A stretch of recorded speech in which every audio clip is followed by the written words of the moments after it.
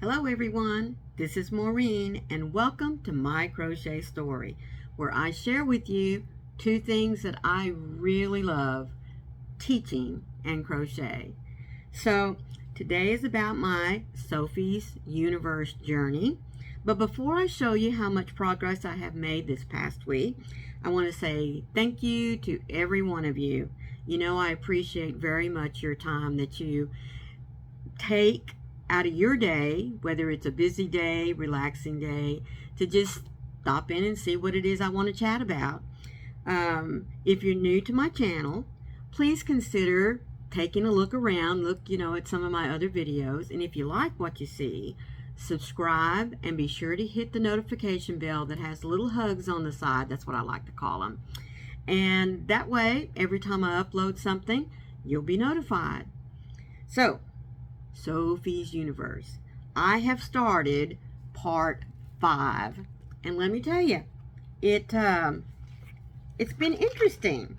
There was one row that really kind of got me excited, but let me remind you what part 5 is all about. This is part 5. Remember, we started out with a circle, and then we finished part 4 taking that circle and making it into a square. Well, now as you can see in part 5, we're going to blunt those corners. All right. And it didn't take but just maybe by the second row that we were already blunting the corners. So let me show you the progress I've made so far. Let me move my coffee cup here. I meant to get that out of the way a minute ago. All right, so I'm just going to show you a quarter of it at the moment so that you can see better. Looky there. Isn't that pretty? Look at them little popcorn stitches, because that's what they are. Now, she calls them tulips, and that's exactly what they look like. Look at those. Now, all I have done beyond the tulips is this one row to frame them so that they stand out a little better. But I never thought about the popcorn stitch actually looking like a little flower. Well, look at that. Now, I'm going to come over here and show you in the corner. See, here was my square. Or let's back up a little bit. Here is the circle. And then part 4 took us from the circle into the corner. And now we're starting to blunt that corner. There it is. Maybe I can pull it up right there. See how the corner there is starting to get cut off. Now, I progressed in here about, I think I counted up last night, 5 rows. Yeah. But look how pretty it's getting. I mean, let's see if I can back up a little bit more there. But look, isn't it turning out pretty? Especially this side here. Look, it really made the little tulip stand up. Look at that. Isn't that cute? I got a hair there. I can see it. And then this side here, it was still kind of in the black. This row, I mean, it just... this is supposed to fade in from one color to the next, but this one here made itself a drastic change, but I kind of liked it. Look at that. Boom. And then that's how I finished out the rest of that row. So I'm not too unhappy about it. I mean, I knew that eventually you were going to start seeing color changes in the rows. Excuse me, just because, all of the Mandela cakes, I don't care if it's fun to start out with a white center, a black center, a brown center, gray, doesn't matter. I'm sure that they have a system in which the black is only this long, the gray is only this long, and so, once you start mixing up your, working with different stitches, your colors are not always going to finish out a complete row. I guess that's what I'm trying to say. But I'm really happy with it. Now, guys, I'm not a blanket person. I'm just not. I don't do full-size blankets. But I really am enjoying this one, and I think it's because every row we're doing something different. And so I might start looking into some more of not only her designs, but I know there's a couple of other people out there that do blankets in which every couple of rows the stitch change gives its own little story, so to speak. And I think that's the reason why I'm enjoying Sophie's Universe. It's something different each row. They're building on each other. Oh, and by the way, remember last time I asked you, let's see, where is it?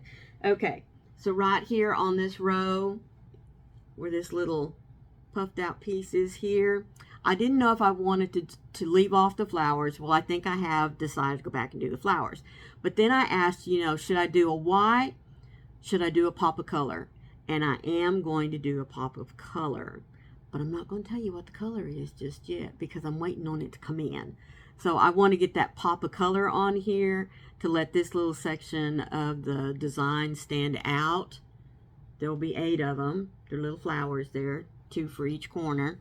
And then I think I'll keep that little, that pop of color maybe popping out here and there. I haven't looked that far back, that far ahead in the book, but I bet there's some other places where she pops in some opportunities for some optional flowers or, you know, just some little something. But anyway, that's my journey so far. I was surprised that I did as many rows as I did this last week because I have been diligent about setting my timer and working on various projects, you know, throughout the day. So much time on this, so much time on this, so much time on this, because it is very easy, folks, for me to get started on a project and the next thing I know, the whole day, that's all I've worked on. And I'm trying to get out of that habit. I really am. I'm sure my grand is turning over in a grave, but I am really trying hard to work on multiple projects at one time. So anyway, that's what I have for you on Sophie, and I hope you're enjoying my little journey, especially if you're not making the blanket. And if you are making the blanket, make sure that you are posting it on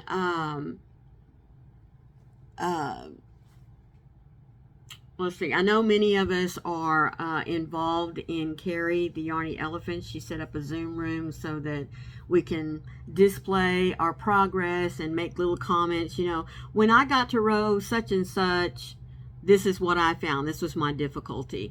Or if somebody has already worked this row, can you tell me what it means when it says this? Because I will tell you that so far on Sophie's, I've had to go to the tutorial that a woman put up on making the Sophie's Universe.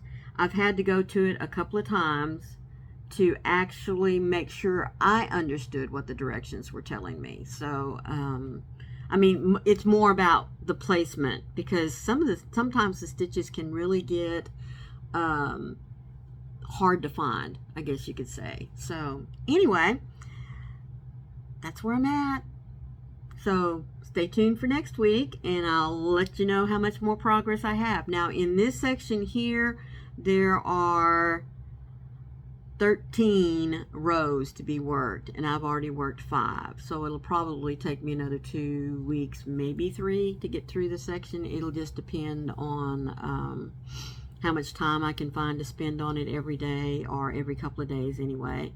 And the fact that, you know, life happens. Every once in a while something comes up and the plans you had for the day just aren't going to happen. So anyway, again, thank you all so much for stopping by and checking out my progress.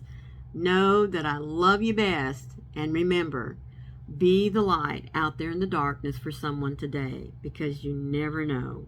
It could be your light that they are waiting to see. Love you all. Bye.